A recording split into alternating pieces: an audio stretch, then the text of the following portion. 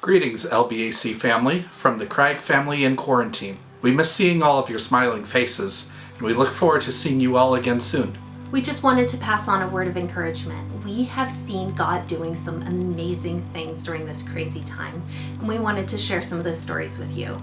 So the first is about our family. On Easter, we gave my parents and my grandfather a call. Now, none of them are believers, and the thing they wanted to know more than anything else is how we are managing to do church in the midst of all this stuff, especially on Easter. So the four of us explained how church is working. The kids even talked about how Megan had been giving them worksheets and things to do.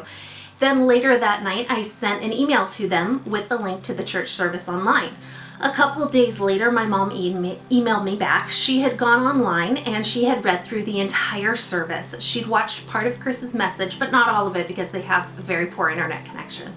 But this is a woman who has only been to church a handful of times in her life for our kids' dedication and for my baptism, and that's about it. And here she was on the computer accessing our church service. It's absolutely incredible.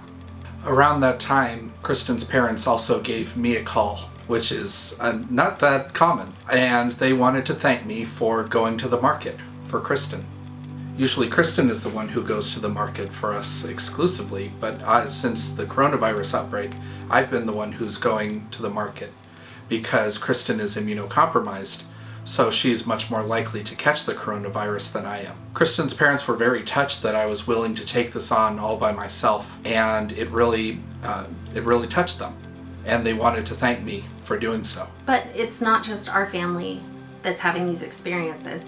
In talking with all of you, we've heard the same story again and again, that you are talking to your friends and family who are not believers, and you're telling them about how people from church have called you or emailed you or sent you cards or even done errands for you.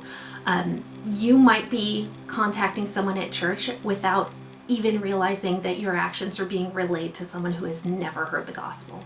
We've been doing outreach to our own neighborhood as well. Shortly after the coronavirus started and people started buying ridiculous amounts of toilet paper, Kristen's mom thought it would be funny to send us an industrial amount of toilet paper, about 2 boxes, both filled with 100 rolls each. So we thought that we would redistribute that wealth among our neighborhood.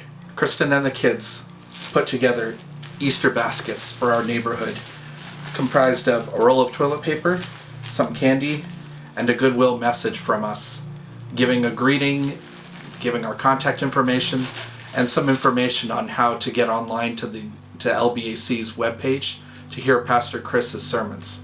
It seemed to have really touched our neighborhood because when we were out walking later, we had several people from our neighborhood stop us to thank us for the gift. We also had a neighbor who we had never spoken with before call me up, and I had several minutes to speak with him, including telling him how to get online to listen to Chris's sermons. One of the most encouraging things that I read recently is that the church isn't empty, the church has been deployed.